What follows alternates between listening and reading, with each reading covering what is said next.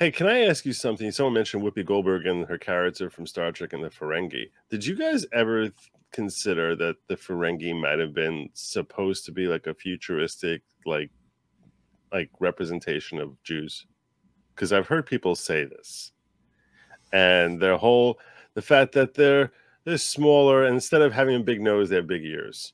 But basically, that's the whole culture being based. I read somewhere that this is supposed to be that they're basically an anti-Semitic representation of Jews.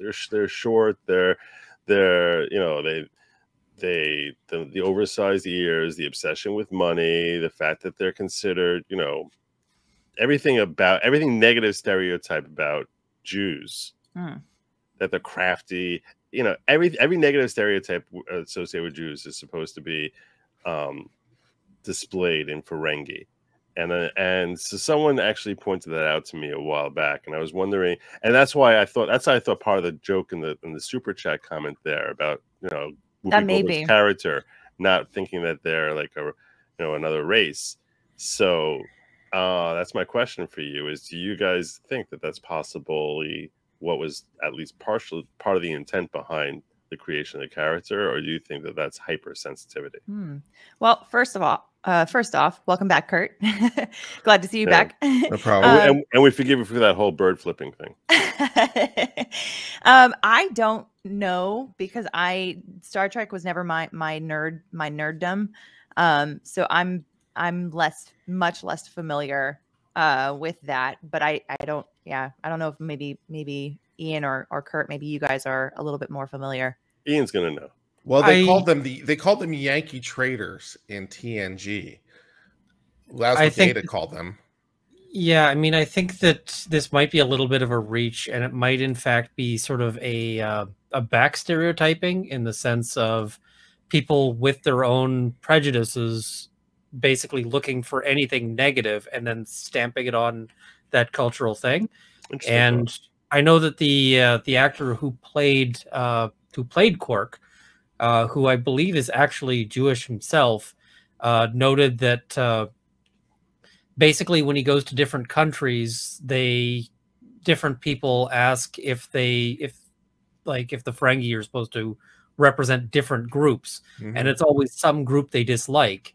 But it's basically whatever country you go to, whoever they have prejudice to, they're able to stamp that onto the Ferengi. So it's basically just.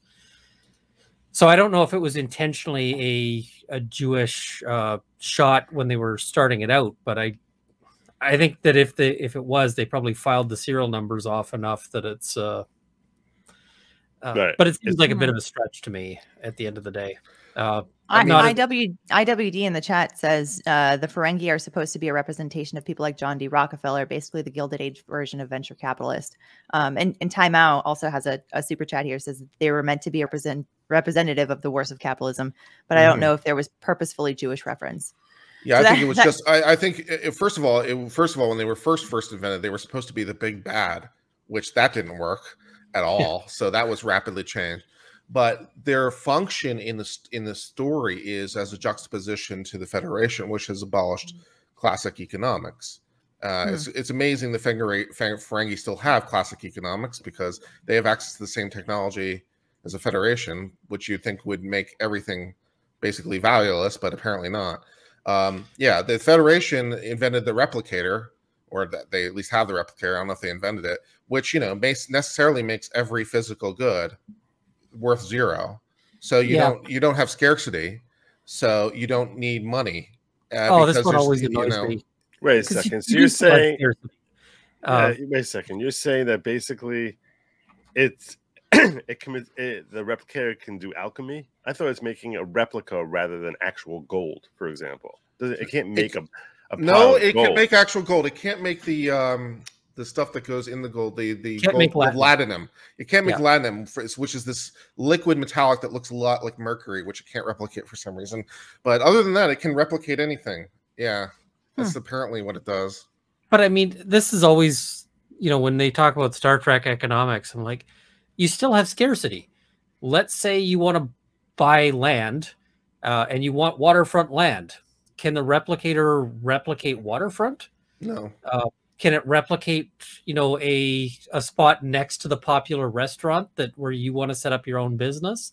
You know, if you look at the Enterprise, some people are going to have cabins with windows, and some people are going to have cabins with, you know, that are facing internally and you can't see anything.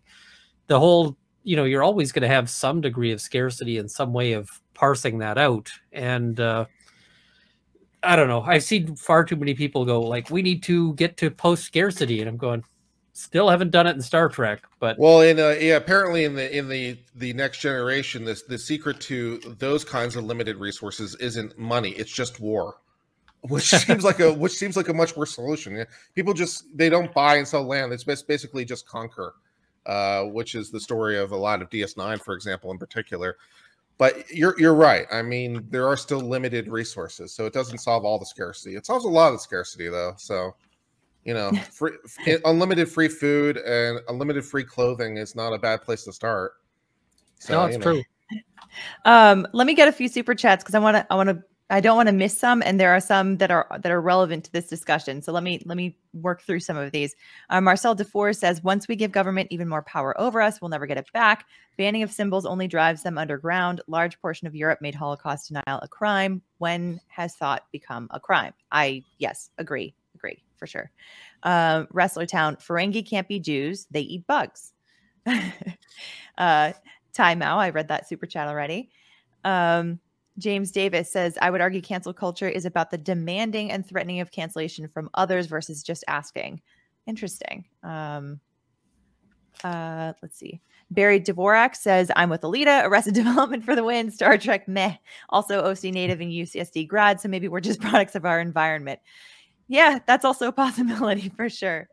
Anti-Commie says, rule of acquisition 112, never have sex with the boss's sister. Ferengi represent relentless greed and obsession over money. The Ferengi rules of acquisition are great. Yeah. Ferengi rule of acquisition number 1, once you have their money, you never give it back. It's like, yeah, there's some good stuff in there. Nice. JB says, Nimoy is reported to have described the creator of the Ferengi, Gene Roddenberry, was an anti-Semite. That doesn't necessarily mean that this particular portrayal is anti-Semitic. Right. That's true. So, you know, IWD says the Ferengi were actually in space for several thousand years longer than the Federation. I think most of their wealth came from arms and fuel trafficking. Yeah. So like you said, conquering. Z. Michael Gelka says replicators are like CNCs. The amount of time, volume of starting materials, and sophistication of required machine induce a value. Ship is greater than sandwich. Yeah. Also, the logic of the replicator breaks down because they still had Utopia Planitia, which is the shipyards on Mars for the Federation, is where their principal shipyards were built. They still had to, build them. So the replicator apparently has limits in terms of how big it can make stuff, because they had to actually, manufacture the ship. So more Star Trek lore. How deep into the Star Trek do we want to go? Well, let's get one more Star Trek super chat. Anti-Commie says Joe can't get a replicator because it requires understanding Einstein E equals MC squared. Energy becomes currency, and not all planets, etc., are at the same technology. Oh my gosh.